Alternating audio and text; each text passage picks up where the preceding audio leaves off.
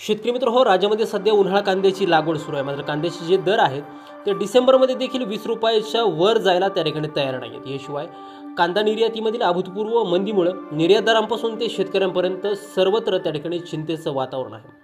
कधीकाळी भारताच्या कांदा निर्यातीपैकी जवळपास 1/3 खरेदी करणाऱ्या बांगलादेशनं गेल्या 8 महिन्यांपासून भारताकडून एकही कांदा त्या ठिकाणी घेतलेला नाही. बांगलादेशातील ढाक्यामध्ये कांद्याचे दर सध्या 3 पट त्या ठिकाणी वाढलेले आहेत, परंतु बांगलादेशकडून पूर्णतः आयात त्या ठिकाणी बंद आहे. आणि याचाच अर्थ भारताबरोबर काही राजकीय याचं कनेक्शन आहे का हे पाहणं तितकंच महत्त्वाचं आहे. निवडणुकांमुळे सतत कांदा निर्यातीच्या धोरणामध्ये बदल केल्यानं त्या ठिकाणी कांद्याचे दर 2 वर्षात कधीच त्या ठिकाणी एका दरावरती स्थिरावलेले नाही आणि यामुळे शेतकऱ्याला कांदा सध्या परवडत नाही. तरी देखील शेतकरी पुन्हा एकदा नव्या जोमानं नव्या मेहनतीनं त्या ठिकाणी कांद्याची लागवड करतोय. आणि याच पार्श्वभूमीवरती येणाऱ्या 2026 या नवीन वर्षामध्ये कांद्याचे दर हे कसे असतील, याशिवाय त्या ठिकाणी डिसेंबर महिन्यामध्ये कांद्याचे दर घसरणार की वाढणार याविषयी सविस्तर अपडेट व्हिडिओच्या माध्यमातून आपण जाणून घेणार आहोत. त्यामुळे व्हिडिओ अगदी शेवटपर्यंत काळजीपूर्वक पाहणे. चॅनलवरती जर तुम्ही नवीन असाल चॅनलला सबस्क्राईब देखील करा. शेतकरी बंधूंनो, एकंदरीतच भारतीय कांदा निर्यातीतील अभूतपूर्व मंदीमुळे केंद्र सरकारपासून निर्यातदारापर्यंत सर्वत्र चिंतेचं वातावरण आहे. स्थानिक बाजारातील देखील त्या ठिकाणी कांद्याचे दर अतिशय कमी असताना बाह्य व्यापार त्या ठिकाणी वाढत नाहीये. याशिवाय बांगलादेशचा आत्मनिर्भरतेकडे पाऊल आणि पाकिस्तान आणि चीन सारख्या पर्यायी बाजारांचा शोध ही मुख्य कारणं त्या ठिकाणी कांदा बाजारभावाच्या घसरणीसाठी त्या ठिकाणी कारणीभूत ठरतात. एकंदरीतच आपण जर का पाहिलं तर कधी काळी भारताचा एकूण निर्यातीपैकी जवळपास 1/3 खरेदी करणाऱ्या बांगलादेशाने गेल्या 8 महिन्यात जवळजवळ 0 खरेदी केली. विशेष म्हणजे ढाक्यामध्ये कांद्याचे भाव हे जवळपास 3 पटीनं वाढलेले असून अजूनही आयात होत नाही.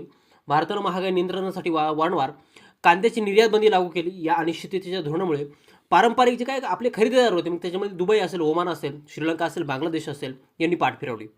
पाकिस्तान आणि चीनकडून स्थिर पुरवठा आणि कमी दर मिळू लागल्याने बांगलादेशने कायमस्वरूपीचा त्या ठिकाणी या देशांचा पर्याय निवडला आणि त्यामुळे भारताचा प्रमुख बाजारपेठेतील जो काही हिस्सा होता तो मोठ्या प्रमाणामध्ये कमी झाला आणि त्याचाच परिणाम म्हणून सध्याचे कांदा दर हे आता घसरलेले आहेत आणि याला सर्वस्वी केंद्र सरकार जबाबदार आहे. शेतकरी बंधूंनो, 2024-25 या हंगामात बांगलादेशनं 7.24 लाख टनांहून अधिक कांदा उत्पादित केल्याचं असं त्या ठिकाणी सांगितलं जाते. त्यामुळे त्यांच्या गरजांचा मोठा भाग आता स्थानिक उत्पादनातून भागतो. 2025-26 मध्ये भारताकडून बांगलादेशची आयात फक्त 12,900 टनांवरती त्या ठिकाणी राहण्याचा अंदाज आहे, जो की ऐतिहासिकदृष्ट्या हा अत्यल्प आहे. शेतकरी बंधूंनो, केंद्र सरकारचं एकूण म्हणणं आहे की बांगलादेशातील राजकीय परिस्थितीमुळे आयात मंदावली, मात्र निर्यातदारांचं मत वेगळं आहे. अनियमिततेच्या धोरणामुळे भारताची जागतिक बाजारातील विश्वासार्हता सध्या घटलेली आहे, असा त्यांचा ठाम आरोप आहे. निर्यात घटल्यानं भारतीय शेतकऱ्यांवरती गंभीर परिणाम झाला असून शेतकऱ्यांवरती अगदी त्या ठिकाणी आत्महत्येची वेळ आलेली आहे. निर्यातदारांनी सरकारांकडे स्थिर आणि दीर्घकालीन तसंच शेतकरी हिताचे धोरण राबवण्याची त्या ठिकाणी मागणी केली आहे आणि यामुळे त्या ठिकाणी जे काय निर्यातीला त्या ठिकाणी प्रोत्साहन जर का दिलं तर त्या ठिकाणी कांद्याला बाजारभाव हे वाढू शकतात. येणाऱ्या 2026 या वर्षामध्ये त्या ठिकाणी जर कांद्याच्या धोरणाबाबत थोडे बदल जर केले तर त्या ठिकाणी कांद्याला बाजारभाव राहू शकतात. शेतकरी बंधूंनो, आता हे घडण्यापाठीमागचं प्रमुख कारण म्हणजे भारतीय कांदा निर्यात गेल्या 8 महिन्यांपासून अतिशय कमी आहे. बांगलादेश जो भारताच्या निर्यातीतील 1/3 वाटा घेत होता तो आता पर्यायी स्रोतांकडे वळलेला आहे. चीन असेल, त्याच ठिकाणी त्या ठिकाणी इराण असेल किंवा मग पाकिस्तान असेल. वारंवार लागू केलेल्या निर्यातबंदीमुळे परदेशी बाजारांना स्थिर पर्याय त्या ठिकाणी निवडले आणि म्हणूनच त्या ठिकाणी भारताची जी काय आंतरराष्ट्रीय बाजारामधील विश्वासार्हता होती ते ठिकाणी संपुष्टात आली. बांगलादेशची या वर्षातील कांदा उत्पादन हे 7.24 लाख टन आहे आणि नियमित धोरणामुळे भारतातील बाजारपेठेवरती आता सध्या विश्वास कमी झाला आहे. शेतकरी मित्रांनो, 2022-23 मध्ये 25,25,000 टनाची उच्चांकी निर्यात राहिली होती. संपूर्ण देशभरामध्ये एकूण कांद्याच्या उत्पादनापैकी 1/3 निर्यात ही बांगलादेशमध्ये होत होती. इथले कांद्याचे दर त्या ठिकाणी वधारलेले असताना मागणी असताना देखील बांगलादेशसारख्या प्रमुख आयातदार देशांकडून त्या ठिकाणी जवळपास ही आता जी काही मागणी आहे ती ठप्प आहे. तरी देखील समुद्रमार्गाने मुंबई असेल, चेन्नई असेल, Sri Lanka, Dubai, Singapore, Malaysia, Vietnam या देशामध्ये त्या ठिकाणी कांदा निर्यात होत असते.